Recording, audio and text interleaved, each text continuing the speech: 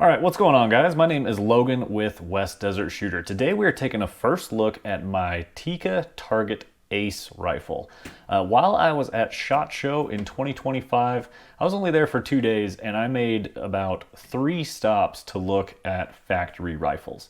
And the number one on my list was for the Tikka Ace rifles. They have the Target and then they have the Game version. So the Target has a little bit longer chassis as well as a heavier profile barrel. For what I do, this is what I was after. So this rifle I picked up from a gun shop. I'm gonna go ahead and give them a shout out. So Dixie Gun and Fish in St. George actually brought this in for me. And the reason I'm going to give them a shout out is because I went to another shop locally that's very big here that like has a bunch of billboards and crap. I went into that shop and asked, hey, there's a new Tikka coming out. Do you know when it's going to be available? And they just kind of looked at me and they're like, yeah, we don't have it. We don't know. Okay, so then I left, went to a different gun store, Dixie Gun and Fish, asked the guys the same question. Hey, new Tikka's coming out. Do you know when it's going to be available? They said, I don't know that. Let me call my rep and find out. Called their rep, told me it'd be about a month, and then he's like, hey, you know what? Let me check my vendor for where we get our inventory from. Called those guys and they said, yeah, we've got one in stock right now if you want it. And then I was standing there going, shit, I guess I just bought a rifle. So now we have the Tikka Target in 308 Winchester. Now at the time of filming this, the 308s are currently available, but the 6.5 Creedmoors are back ordered just for a few weeks more, so in the future it really won't matter. But the 308 was available first. Now you might be wondering why I got a 308. In my past, I've made fun of 308 quite a lot. So I had a Bergara HMR, and I was just never happy with how it shot, but I had all the high-end reloading components. I had Lapua brass, I had the L.E. Wilson seating dies and resizing dies, bushing dies. I had a bunch of components to shoot 308. And then I also had a 300 Blackout, which I recently let go of. So the only reason to have 30 caliber projectiles was for a 308, and then I got rid of that rifle because I was unhappy with it. So I needed something to fill that gap, and I still wanted to make reloading content with 308 Winchester. So the Tikka Target Ace filled that gap nicely. So what do I think of the rifle overall? It's got some really cool features, and obviously I love chassis rifles. I've got a bunch of them. And as compared to other chassis rifles that I've owned, it's got some cool features that stand out, and then it's got some standardized features that I think kind of just what every chassis rifle should include. So starting at the back, we got a fully adjustable recoil pad here. It does adjust up and down from what I'm told. You can see right inside the hardware here, it will go side to side. Maybe you can cant it either way. Moving forward from that, it's got this little bag rider hook thing here. I know that Jim at Backfire did mention that this is a bit small for a bag rider. I do agree. I think that this could be a larger, smoother surface for the length that you get. Although with the beanbag I was shooting on, that I always shoot on, that ended up being no problem. But it is just M-LOK holding that on there, so I'm sure somebody will come up with a better bag rider at some point. I'm sure my friends over at Adjustable Bag Rider may have something in the works already. The cheek riser is really cool because it's just a push button. It's toolless. And then you have this thumb screw here that you can adjust the overall height you want it to, and then you just push the button and she snaps up into place. But if you want to take your bolt out, push that button in, depress it, and then you can take your bolt out, run a cleaning rod through it, whatever you're going to do. Moving forward, we got the grip here where it's got screws that clamp it onto an internal post essentially. This right here is straight up MDT stuff.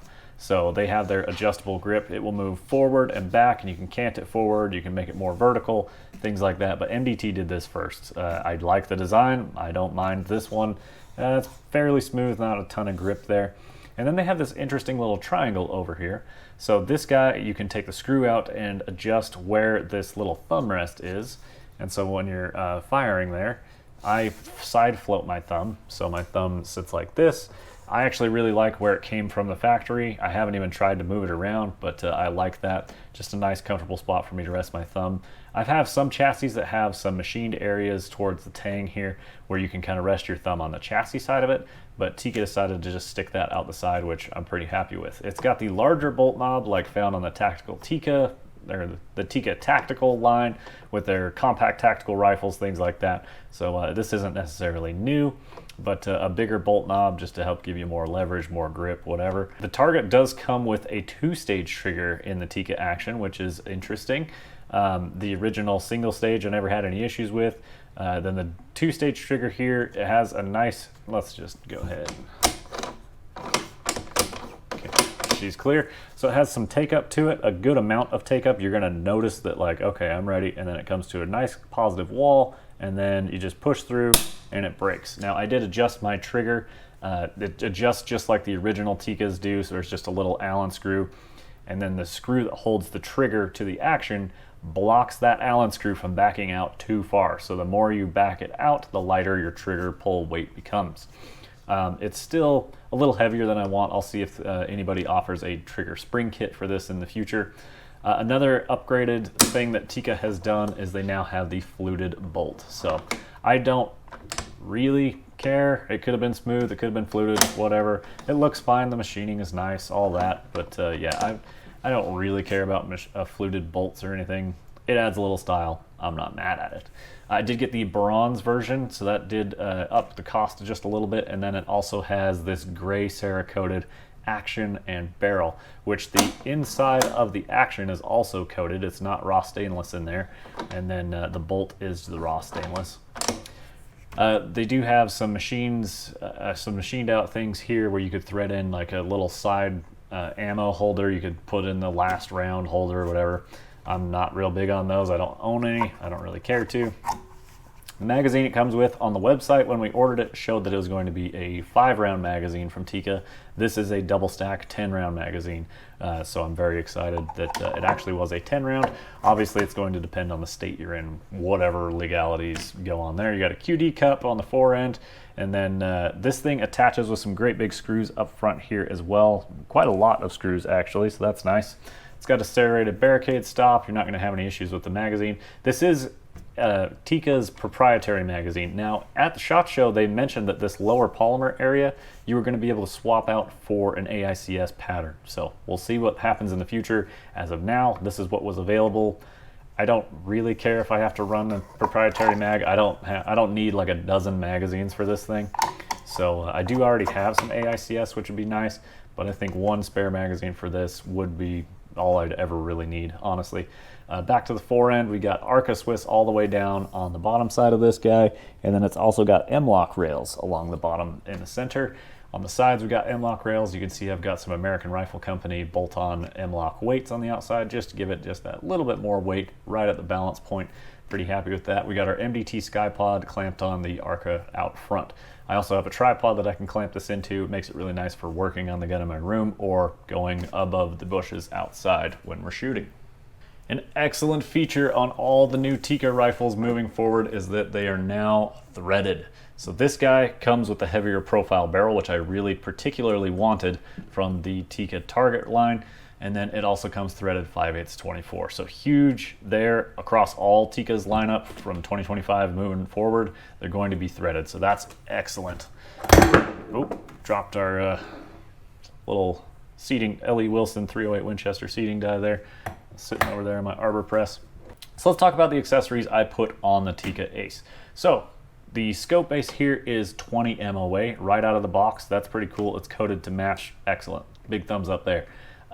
American Rifle Company has this M-Brace scope mount that is super cool, super beefy and chunky. It's excellent and really high quality machining and all that. It's definitely American Rifle Company's style. They're just a little bit more blocky. They're never like a dead sexy smooth design, but you can just tell it's like, this shit's gonna work. So I'm really stoked on the American Rifle Company lineup. I've got the Zelo chassis, I've got one of their actions, all that, and I've also got some of their scope rings. This one is my first one-piece M-Brace mount.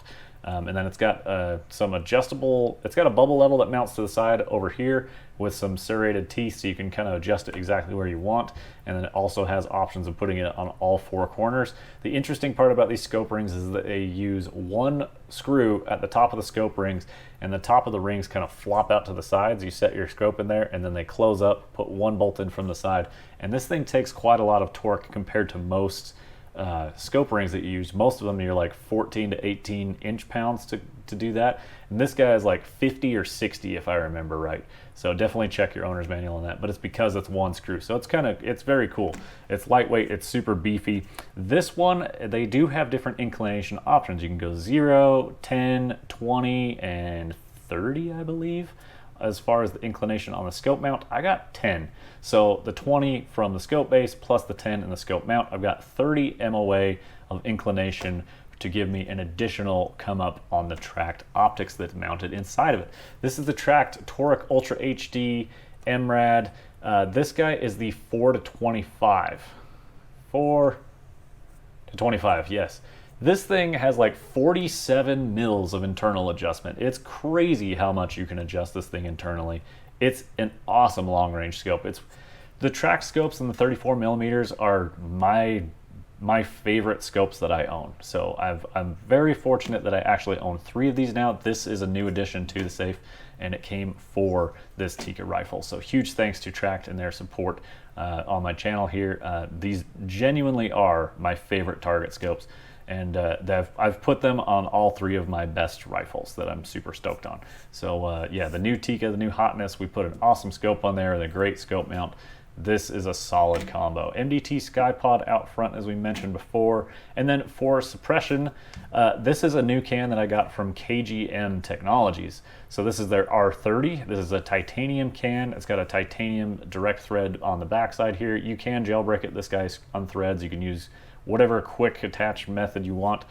I like direct thread. It works just fine for me, and then I can easily swap it between my guns without having a bunch of muzzle devices that I need to get for it. It's just simple for me. This guy also has ports out on the end of this, and I did notice in shooting that the ports were working because I had my rifle set on a steel plate above some dust and sand, and every time I would shoot there would be more and more dust and sand back on the plate. It wasn't an annoying amount, it didn't get in my eyes or anything, but I could tell that the ports are working and directing blast outside of just coming straight out the end of the can, which will in fact reduce recoil. So this guy's pretty much a medium weight suppressor. It's not a crazy lightweight, it's definitely not heavy, but yeah, it's not a featherweight either. This thing's going to take some heat. Titanium can, it's got that the gray Cerakote on there.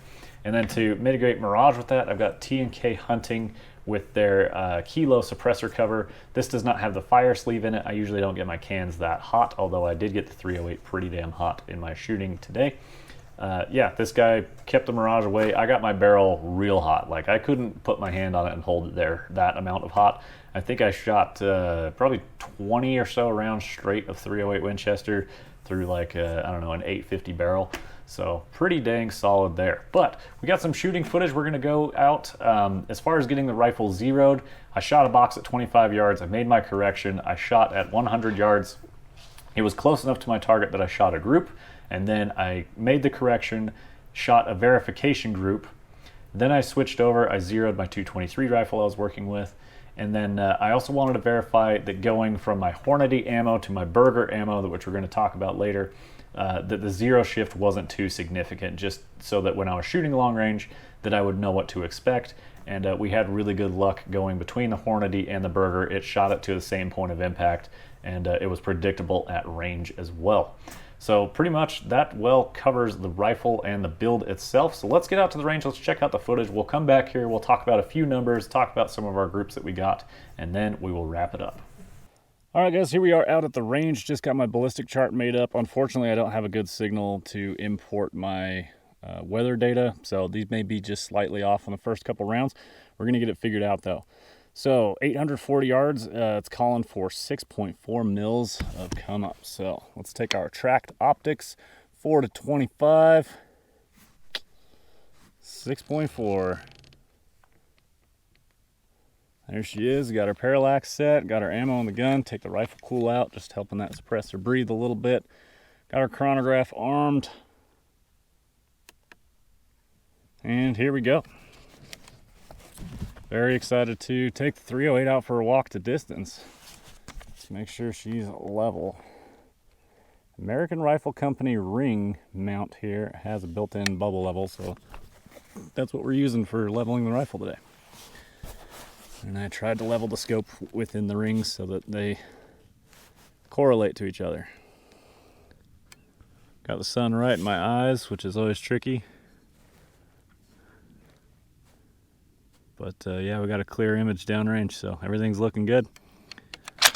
Just going for the IPSC on the right. See if we can get a center mass hit out here. Make sure our bipod's dug in his feet a little bit. No wind.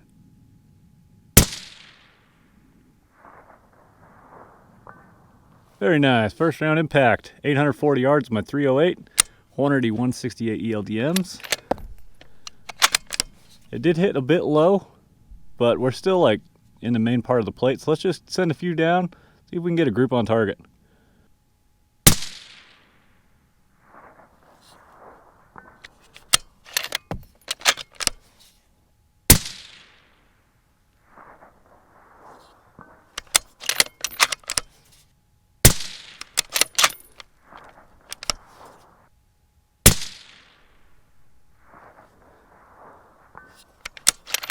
Well, sweet, that's a pretty decent sized target, and we're starting out with these 168 ELDMs. I've also got some burgers I want to play at this range. Man, this IMR 4064 is doing excellent for us. Nice low standard deviations consistently. This is a good powder for 308, as I had heard online. Let's just keep sending them down there, having some fun. Then we'll move on to the smaller target with the burgers.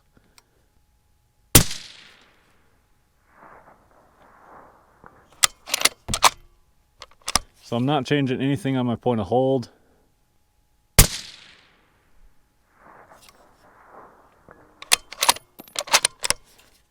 I just need to unload this brass basically.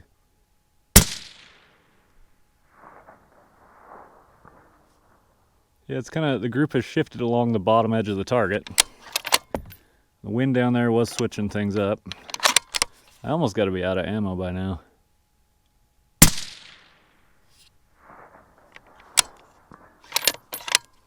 There we are, last shot with the 168s. Not bad.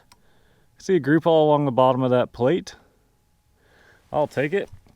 Standard deviation of 5 feet a second across 5 shots, spread of 16. Very happy with that. Super cool. Let's change out our ammo, see what happens at long range. Okay guys, giving the rifle just about a minute and a half of the rifle cool inside the barrel, I switched out our ammunition to the Berger 185 grain Juggernaut and Vitavori powder. So this guy has a considerably better BC, but because of the added weight, it's going considerably slower. So we had to come up more. I'm also going to add the extra 2/10 that we just found on the 168s. So it called for 8.8. We're going to dial 9, which I already have, and see where that puts us. We're going for the smaller target this time, see if we can put a group on that smaller plate. That might be a little tricky. We'll find out. Got our chronograph armed in the 0 check and 100-yard group with the 185s. This was also consistent ammo. This Tikka is already just shooting awesome. I'm really happy with it. And it's just kind of my feeler trip. I'm not even like really trying for anything here. So, Berger 185s. Here we go, smaller target on the left.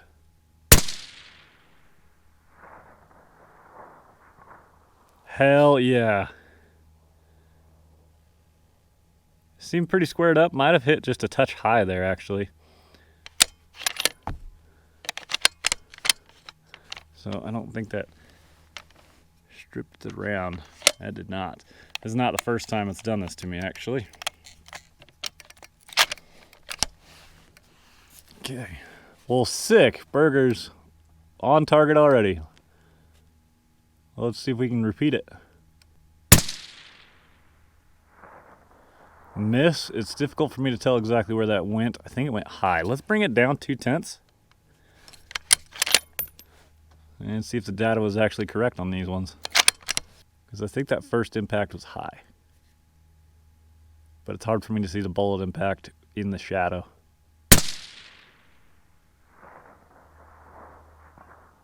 Hit the low left edge.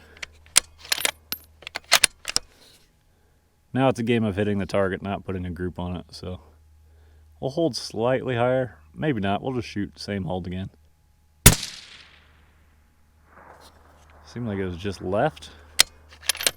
Split the difference, come up 1/10. Maybe a little bit right. We could have a little bit of wind. Again, bottom left edge. This is challenging. Gonna hold right third, maybe upper third as well.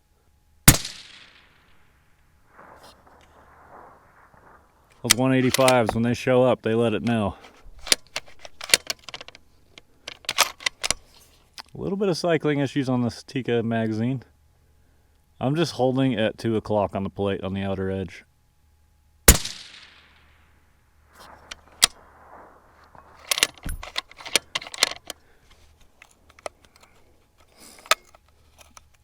I don't know if the recoil is shifting these rounds around in the magazine and kind of making it mad or what.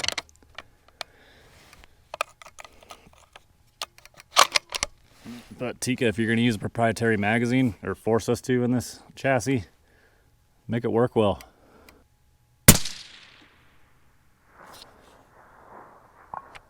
This thing is delivering them downrange. I mean, we've had good hit success here.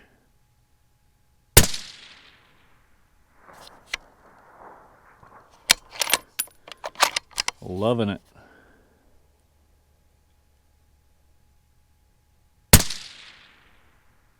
Ooh, just right. And I believe that was our last round with the burgers. I've got 3 left. What am I going to do with 3 rounds, you know? Might as well send them downrange. I don't want to end on a miss. Also, let's take a peek at our velocities real quick. Great velocities. Vitivori doing its job. Averaging 24.17. And I told it 24.10, so, yep. As far as our chart goes, they're hitting... Yeah, we're right around that 9 mil mark. That's really what we should be at. They're hitting the low of where I was holding. And I dialed 8.9. So that the original 9 call would probably be the one to have here. And then I'm just holding slightly off to the right for wind, which might not even be wind. It may just be a 0 issue because I only zeroed this thing with 5 shots.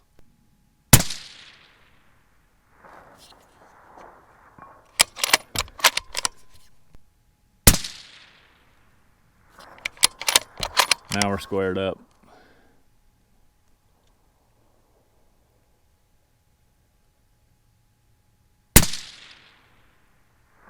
Oh, missed again. I think we only dropped 3 shots across, what was that, 12 rounds with the burgers? Super happy with that. Really didn't fight Mirage or anything either. This thing's got to be warmed up. Oh yeah, she's cooking, boys. Like, can't hold that barrel, it's hot enough. So got a pile of Lapua brass over here. Excellent stuff with the Tikka. Let's get back to the bench. We'll wrap this up, talk about groups, all that fun. All right, guys, made it up to the target. Really excellent showing from the Tikka.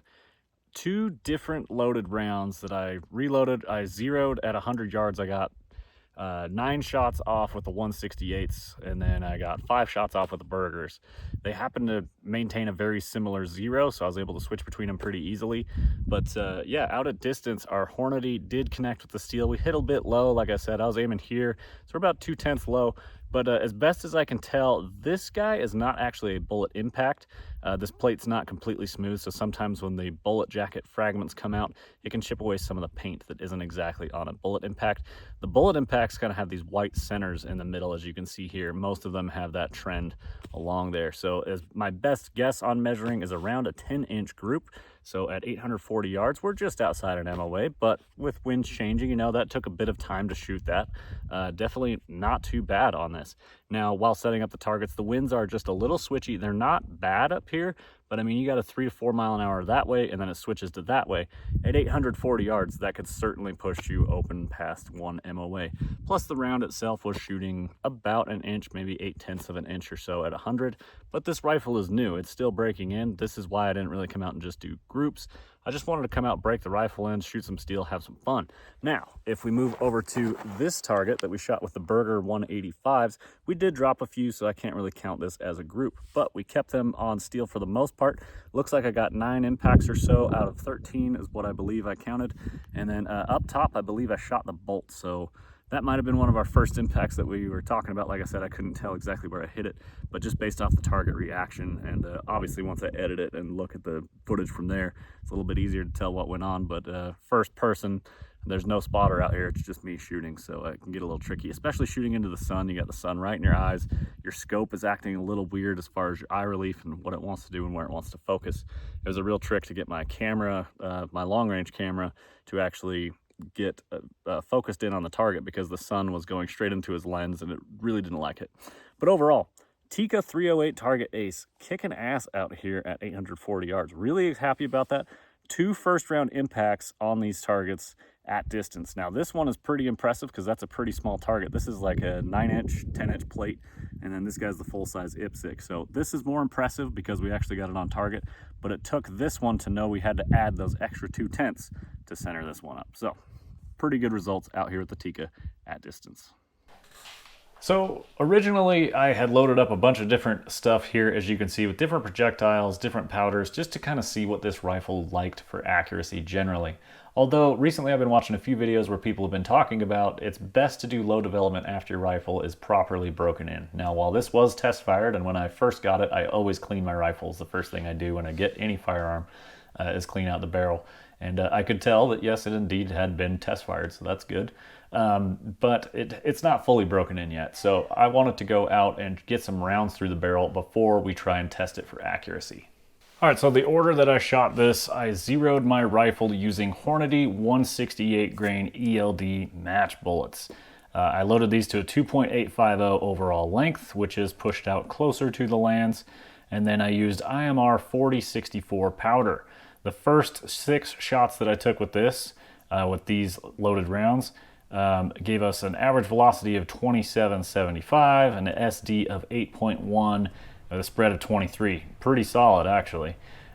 Once I did that, then I had to recalibrate my chronograph for the correct weight bullet so it could spit out the estimated G7 BC, because the chronograph I have can do that if you enter the bullet weight. I forgot to do that on the first 6 shots. So our follow-up 5-shot group gave us 27.77, very similar, an SD of 2.8 with a spread of 8. So if you merge those together, I don't think it would make either one worse. So pretty solid results there.